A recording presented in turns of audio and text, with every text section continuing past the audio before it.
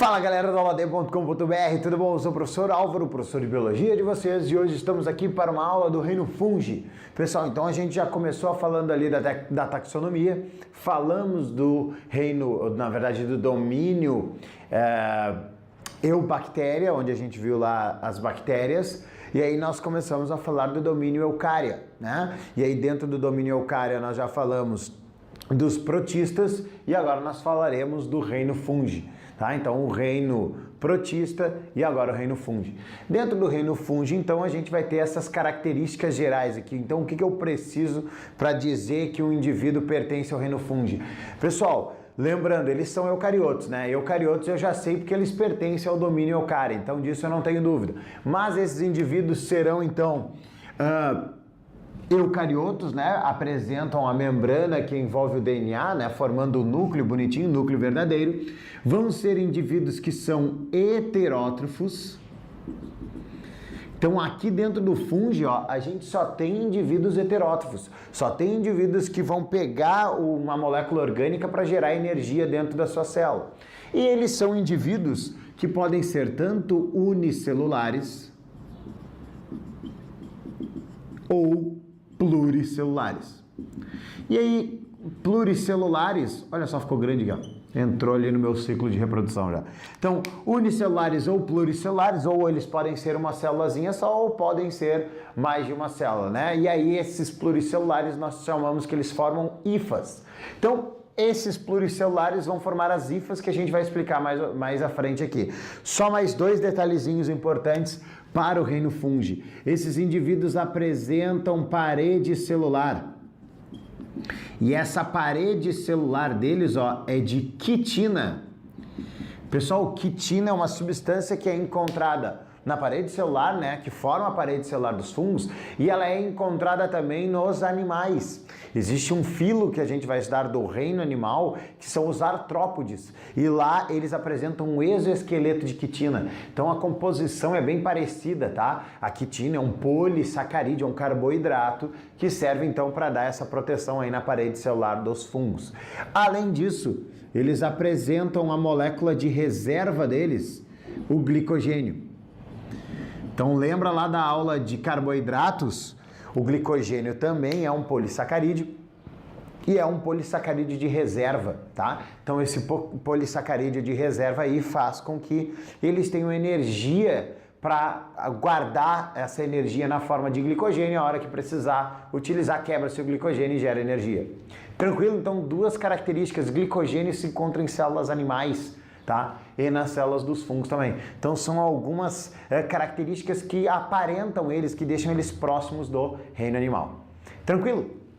As hifas, então. Hifas pluricelulares, tá? Ou as hifas são conjuntos de células. Cuidem, eles não formam tecidos, né? Que nem a gente vê na histologia. Aqui eles não formam tecidos, eles não vão ter células com as mesmas características, essas coisas todas. Então, eles apresentam hifas que podem ser septadas, e aí eu tenho uma separação entre as células, então essas células são um pouco mais complexas do que essas que são cenocíticas, onde eu não tenho separação. Obviamente que apesar de eu ter o septo, a diferença entre uma célula e outra, eles continuam trocando nutrientes e transportando substâncias de uma célula para outra.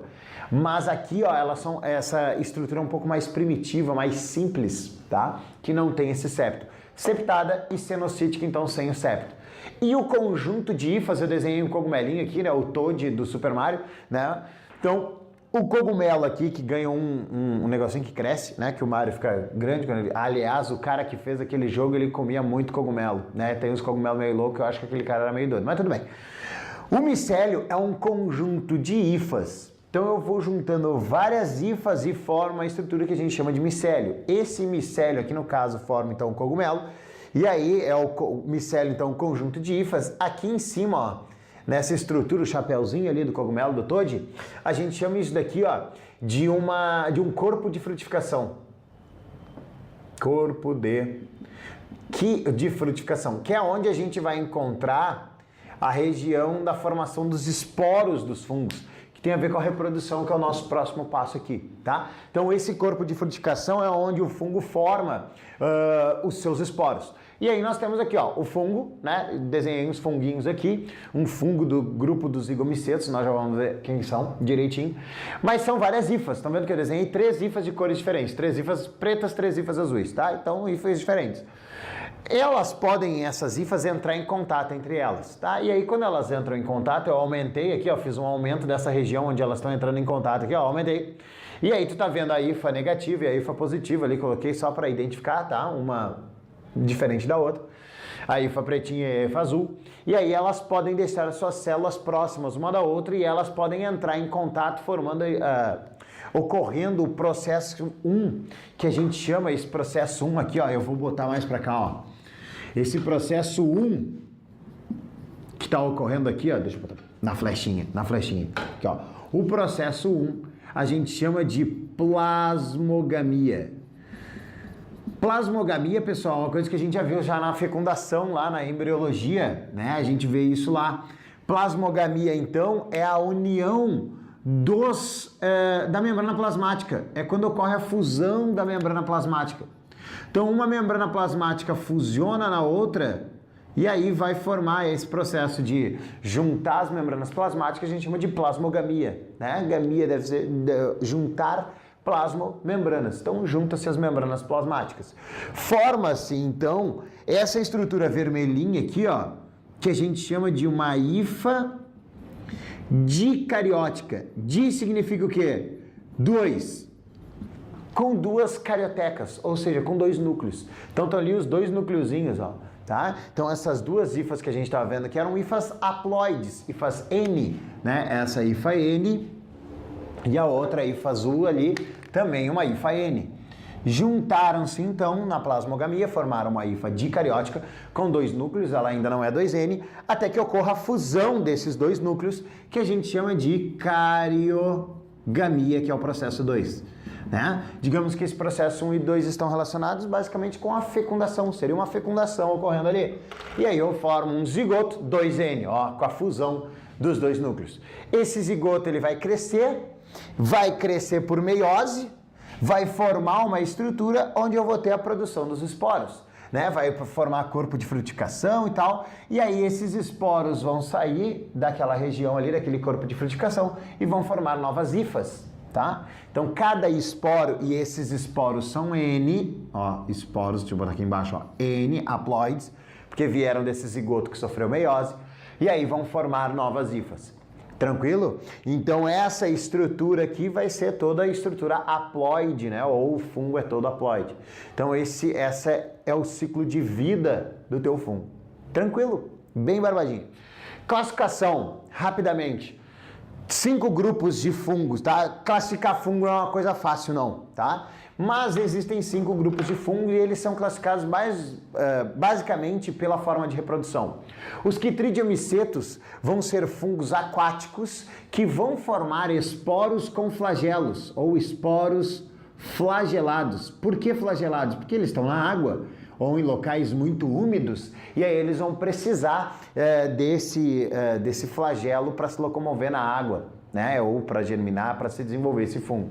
Então esses fungos aqui são bem comuns na água, são decompositores e alguns desses fungos já foram classificados como algas lá dentro dos protistas, né? E aí depois eles viram que eles não faziam fotossíntese ou, né, não produziam, não eram autótrofos, e aí retiraram eles e colocaram aqui nos fungos. Tranquilo? Os zigomicetos daí são aqueles que apresentam esporos flagelados.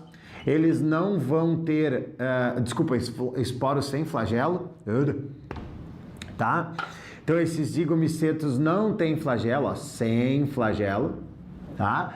Então são já de ambiente terrestre, esses zigomicetos, eles são a maioria parasitas, fazem também decomposição, mas eles são, por exemplo, aquele que tu encontra no teu bolor de pão, sabe bolor de pão, aquele negócio que teu pão tá verde, meio acinzentar, uma coisa do capeta? Aquilo lá é bolor. Ah, uma coisa, amigo, se tiver bolor, não dá, eu vou tirar aquele cantinho e vou comer o resto. Aquilo ali é fungo, aquilo ali já pode ter contaminado a porra do pão inteiro. E tu vai comer esse negócio, tu vai passar mal, joga fora esse pão, né? Se ele tiver fungado ali, se ele já tiver com bolor, tira, joga fora esse negócio aí. Ascomicetos são aqueles que formam um corpo de frutificação que a gente chama de asco, é um saquinho. Forma-se um saquinho, onde eu vou ter dentro desse saco os esporos que nós chamamos de ascósporos. Tranquilo? Então, dentro de ascomicetos a gente tem fungos pluricelulares e unicelulares. O exemplo aqui é a Saccharomyces cerevisiae, fungo maravilhoso, criador da cerveja, né, líquido da vida, tá? Então, ascomicetos aqui produzem, então, existem alguns que são unicelulares, como a Saccharomyces cerevisiae. Tranquilo? Nos basidiomicetos, eles vão formar basídeos, que é um bastonete, né, onde eu vou ter dentro a formação dos basidiósporos. Então, são os esporos, né, que vão dar origem aos próximos fungos, os esporinhos, né, o corpo de frutificação aqui, nesse caso aqui seria um ascomiceto aqui, sei lá eu. Esse basidiomiceto, ele vai ser então, ou basidiósporo, ele vai ser a estrutura para formar o esporo, para formar um novo funguinho. Aqui a gente tem um exemplo, os cogumelos. Tá? Então, todos os cogumelos, aqueles orelhas de pau, cogumelo, champignons, essas coisas, tudo basidiomicetos. Tá beleza? E os deuteromicetos, tá? Os deuteromicetos, a gente não tem muita... A reprodução sexuada deles é meio desconhecida. Alguns acreditam que eles perderam essa parte da reprodução sexuada aqui, ó. Tá? Que eles façam apenas reprodução assexuada, que seria essa parte de cá, que é só a formação do esporo e germinar e formar mais indivíduos. Essa parte de fusão de plasmogamia e cariogamia não se encontra nesses deuteromicetos, tá? Esses deuteromicetos aí é o caso da penicilina, do fungo da penicilina, o fungo penicillium, tá? E aí eles formam estruturas que a gente chama de conidiósporos, tá? Então, que são uns conezinhos, formação de esporos, uns conezinhos. Tranquilo? Então, deuteromicetos aqui é a outra característica. Aqui a gente encontra, então, o penicillium, cândida, né? A cândida é aquele fungo que é parasita do homem, na verdade, da nossa região genital. Então, falando de parasitismo, essas coisas todas, vamos falar rapidamente aqui, ó, das importâncias dos fungos. Os fungos são muito importantes para nós, seres vivos, e, na verdade, para todos os seres vivos, né? Nós, seres humanos e seres vivos em geral. Quais são as importâncias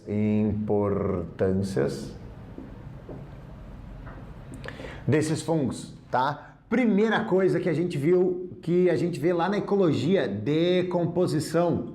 Esses fungos são seres sapróbios ou saprófagos, quer fazer decomposição, transformação da matéria orgânica, tá? Então a decomposição é algo muito importante deles. Esses indivíduos, eles auxiliam na nossa alimentação. E aí nessa alimentação a gente encontra várias coisas, como por exemplo a cerveja, como eu falei, né? A gente utiliza o fermentado do fungo. Outra coisa, o cogumelo, a gente come cogumelos, a gente utiliza cogumelos para a nossa alimentação.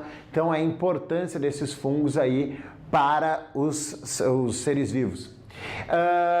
Eles também nos causam doenças, né? Que vão ser...